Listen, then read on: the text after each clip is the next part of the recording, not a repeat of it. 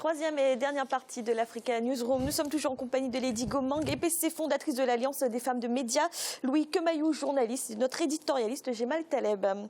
Et tout de suite, la Tanzanie licencie 10 000 fonctionnaires. Une décision du président John Magufuli après qu'un rapport gouvernemental ait révélé que leurs diplômes et qualifications étaient des faux. Il leur a été demandé de démissionner immédiatement. Birama Samera.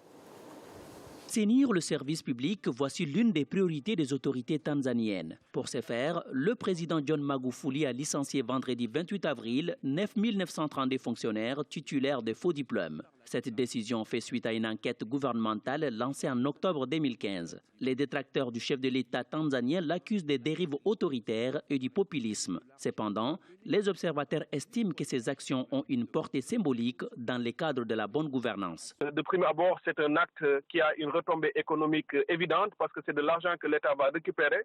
Mais le deuxième élément qui me paraît le plus important, c'est l'éthique que ça fait rejaillir. Après, ça insuffle une nouvelle dynamique liée à l'éthique dans l'administration.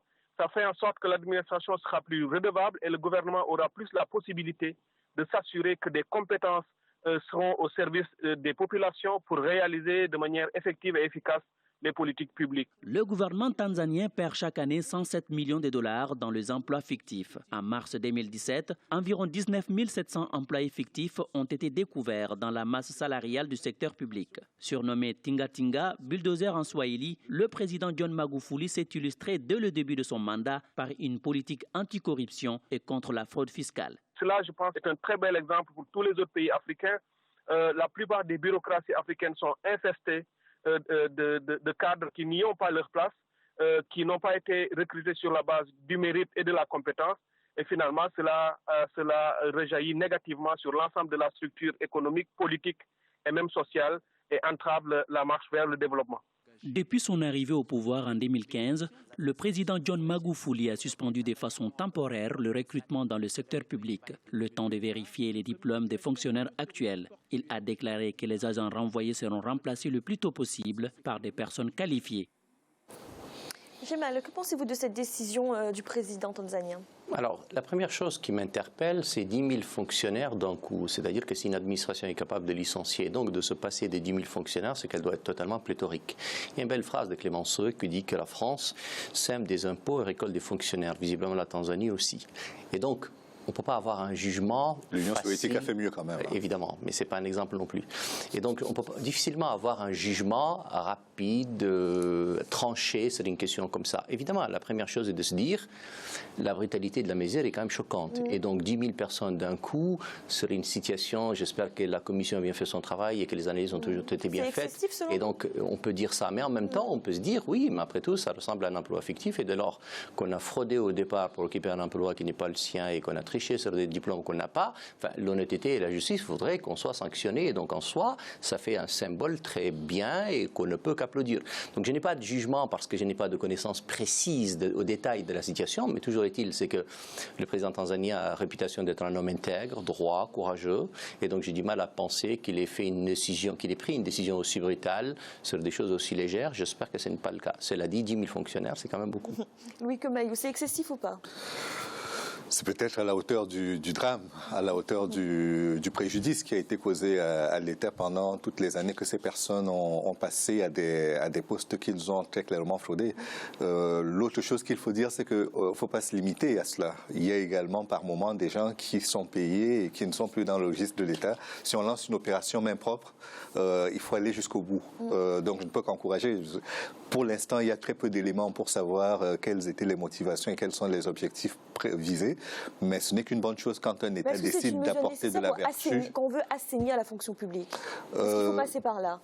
La première chose que je remarque, c'est qu'on parle de diplôme. Je crains juste qu'on tombe à nouveau dans ce qui a été le syndrome des années de l'indépendance, où on avait l'impression que tant que vous n'avez pas un diplôme, et surtout un diplôme universitaire, vous n'existez pas et vous n'avez pas de compétences. C'est la seule crainte. Mais là, le problème, c'est un problème de tricherie, c'est différent. Oui. C'est un problème de fabrication de documents faux. J'entends bien. Mais je dis simplement que quand on a dit cela, c'est bien parce que c'est vertueux, ça demande à tout le monde de montrer patte blanche, mais une fois qu'on est sorti de cela, il faut quand même mettre l'accent sur la capacité de l'État à remplir toutes ses missions et surtout à ne pas faire de ségrégation liée à l'appartenance politique ou à lancer des réformes qui soient contestables sur le plan politique.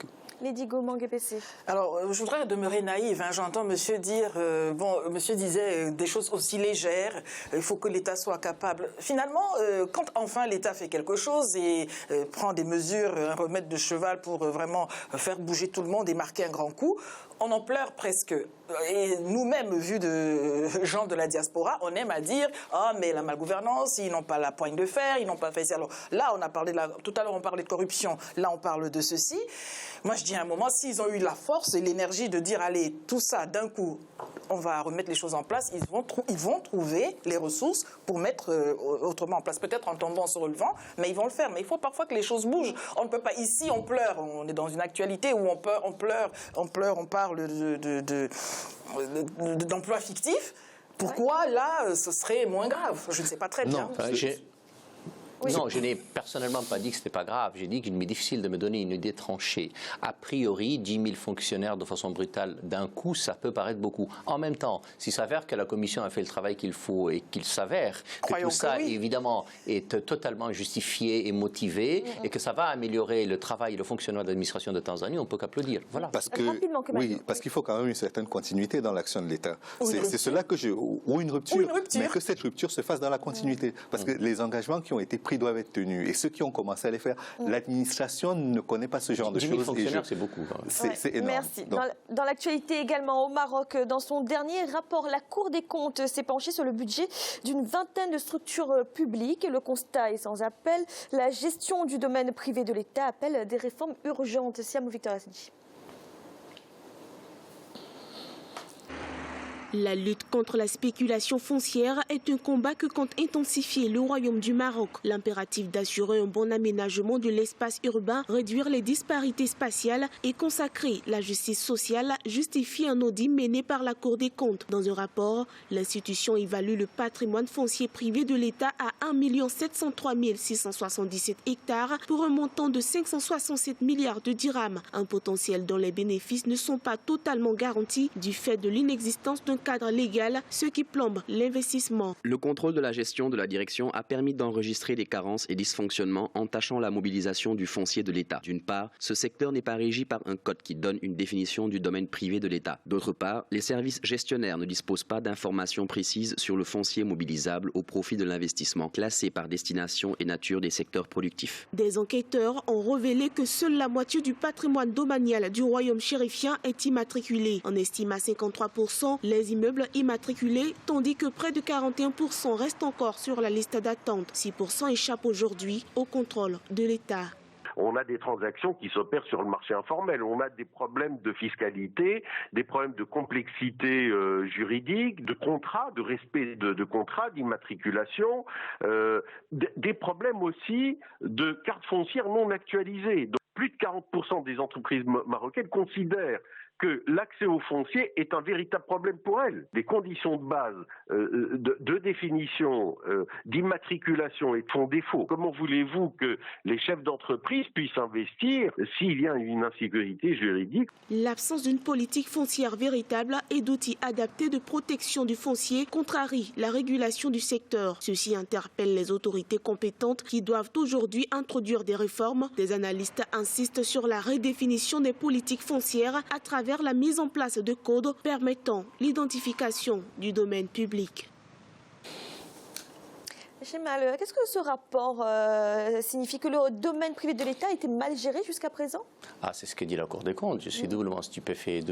D'abord stupéfait qu'une Cour des comptes dans nos pays serve à quelque chose. Deuxièmement, absolument stupéfait qu'elle ait l'audace d'aller jusqu'à ce point-là pour contrer le fameux, le tout-puissant et le tout-omnipotent Marzen marocain. C'est plutôt une bonne chose, comme quoi la révolution marocaine n'a pas encore atteint ses limites et qu'elle se poursuit inlassablement, et c'est une bonne chose. Cela dit, tout le monde sait que la spéculation immobilière au Maroc est un phénomène absolument important, qu'il touche tous les secteurs, qu'il est malheureusement aussi gangréné par une corruption assez importante et que la Cour des comptes, qui elle a un pouvoir normatif assez faible et elle a un pouvoir juridictionnel tout aussi faible, ne peut que dresser un rapport, mais semble-t-il il est assez retentissant et il donne un poids. Vous savez, la Cour des comptes en France est aussi capable de donner Cour de discipline budgétaire et financière, mais enfin son impact et son rapport. Et donc là, visiblement, on a plutôt fait une bonne copie et que le rapport de la Cour des comptes a visiblement un impact assez important. J'espère après qu'il va être poursuivi pour que cela améliore la gestion immobilière au Maroc. Louis Kemayou, comment réagissez-vous à ce rapport de la Cour des comptes marocaine ? Je me dis qu'une fois, peut-être que le palais aura un peu moins d'influence que le gouvernement sur la gestion des affaires publiques, parce que l'impression que l'on a de l'extérieur, c'est que tout ce qui est marocain appartient au palais royal, et que le gouvernement est là juste pour gérer les affaires courantes, un peu comme un principal dans le collège qui n'est pas propriétaire du collège, mais qui veille à ce que les règles qui ont été édictées par le propriétaire soient appliquées rigoureusement. Donc c'est plutôt un bon signal, espérons-le. Lady Gomang EPC, une réaction rapide, s'il vous plaît. Rapide, pour autant que ce ne soit pas un copier-coller et mal adapté, hein, parce que vous parliez de la Cour des comptes en France, oui, parce que des fois, comme cela, les institutions sur le continent, c'est un secret de polichinelle, on fait comme on fait ailleurs, mais est-ce que c'est adapté? Est-ce que les critères sont les mêmes? Il y a beaucoup de est-ce que, donc moi je suis mitigée, je ne voudrais pas m'enthousiasmer sur ce qu'a dit la Cour des comptes, parce qu'il y a des réalités culturelles, des réalités sociales qui sont tout autres, on ne peut pas les jauger à l'aune de la place parisienne, tout simplement, même si après on estampille ça Cour des comptes du Maroc. Merci. Et tout de suite, notre chiffre du jour. Le gouvernement égyptien se prépare à retourner sur les marchés financiers. Le pays pourrait émettre un nouvel eurobond de 2 milliards de dollars. L'Égypte avait placé 4 milliards de dollars d'eurobonds en 3 tranches en janvier dernier. Une enveloppe qui avait été 2 fois supérieure à la demande formulée par le gouvernement. La dernière levée d'eurobonds a été un véritable succès pour l'Égypte. Ça veut dire quoi? C'est un signe de la confiance des investisseurs? Enfin, il y a un premier signe, c'est-à-dire que l'Égypte n'a généralement pas besoin du marché financier. Elle était jusqu'ici capable d'avoir ses besoins chez les pays arabes frères, c'est-à-dire quand l'Arabie saoudite, le Koweït et les fonds adjoints à ces pays-là, l'Égypte était capable de satisfaire ses besoins en matière de financement. Ces pays connaissent aujourd'hui des difficultés telles qu'eux-mêmes ont besoin de recourir au marché. Il n'est pas aberrant qu'un pays comme l'Égypte soit aussi capable de recourir au marché. Vous l'avez dit, la dernière fois, 4 milliards ont été satisfaits, à des niveaux d'emprunt d'ailleurs assez raisonnables. Celui-ci n'a a priori pas de raison qu'il ne le soit pas. Même si la situation de l'Égypte, il y a quelques années, et celle d'aujourd'hui n'est plus la même. Malheureusement, l'optimisme n'est plus la même. La situation financière s'est totalement détériorée. La situation sécuritaire s'est détériorée. Vous connaissez très bien la corrélation évidente entre le coût de l'emprunt, le coût de l'argent, la garantie des assurances et la sécurité dans un pays. Et donc, il y a de fort à parier, que l'emprunt, donc l'eurobond, va être satisfait. Deuxièmement, je pense qu'il sera à un niveau plus élevé que la dernière fois. Alors comment expliquer que malgré tout ce que vous décrivez, les investisseurs et quand même, pour deux raisons. Un, la signature d'Égypte fonctionne encore. Deux, les garanties des pays frères fonctionnent toujours. Troisièmement, ça reste un pays de 90 millions d'habitants qui est capable d'élever 2 milliards, c'est beaucoup, c'est pas tellement énorme non plus pour un pays comme l'Égypte. Et donc naturellement, qu'ils sont capables sur le marché d'élever ça. La signature Égypte, en dépit des difficultés que traverse l'Égypte actuellement, reste une signature sûre et stable. Et donc, je n'ai pas de doute de ce point de vue-là que l'Égypte serait demain, aujourd'hui, capable de lever 2 milliards, avec ou sans la signature d'ailleurs, mais celle-là en plus. Troisième chose importante, c'est qu'elle file aujourd'hui un amour assez important avec les places financières internationales, et donc elle n'aura pas de difficulté à avoir une garantie des institutions, de ce qu'on appelle les investisseurs institutionnels.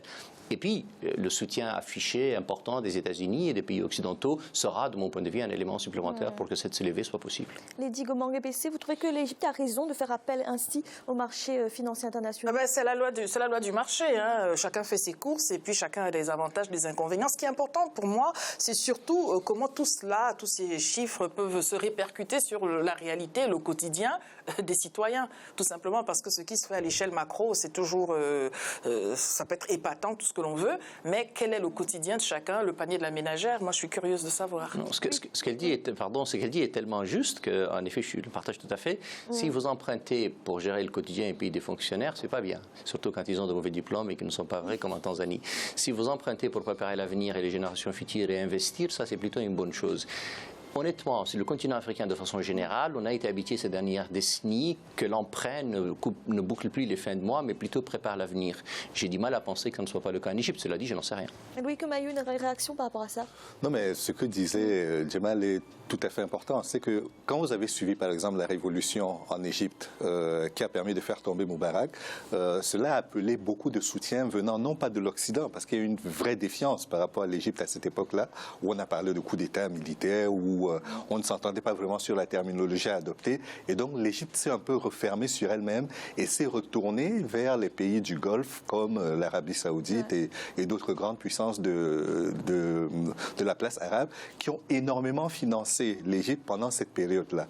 Elle vient maintenant redemander le soutien en quelque sorte des places financières internationales pour que cette histoire d'amour entre l'Égypte et les grandes puissances, Israël, qu'il ne faut pas oublier, qui est un très grand partenaire de l'Égypte, cette confiance-là, il fallait les manifester en apportant de l'eau au moulin des Égyptiens et c'était en apportant cet argent qui est une somme, je le reconnais, très faible par rapport aux besoins de l'Égypte, mais cela pourra peut-être servir notamment à réactualiser le fichier de l'état civil parce qu'aujourd'hui en Égypte, on a beaucoup de personnes, notamment parmi les femmes et les enfants, qui n'ont ni acte de naissance, ni document d'état civil. Et ce serait déjà un très grand chantier. Et d'ailleurs, en payant l'Égypte, ils payent quelque part leur stabilité. Absolument. Merci. C'est à présent la fin de cette émission. Demain, retrouvez le second volet de cette semaine consacré aux médias radiophoniques. Lady Gomang et PC, merci d'avoir été avec nous. Louis Kemayou, merci également. Merci. Et Gemal, merci d'avoir été là. Merci Fanny et merci à ceux qui ont eu la gentillesse de nous regarder. Et merci à vous de nous avoir suivis. À bientôt dans l'Africa Newsroom.